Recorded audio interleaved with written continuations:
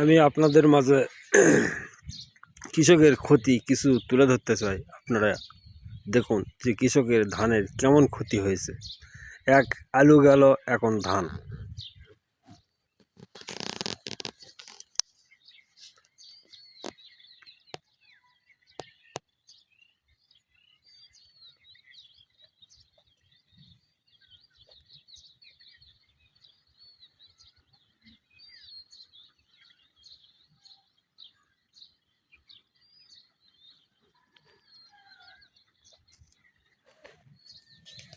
এভাবে কৃষকের ধান পাথরে তছনছ হয়ে গেল।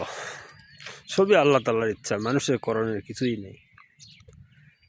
মানুষের শুধু একটি উপায়, সেটা হচ্ছে আল্লাহ তাআলার কাছে প্রার্থনা করা যে আল্লাহ হেফাজত করুন, আমরা গুনাহগার পাপী, আমাদের জন্য একটু হেফাজত করুন।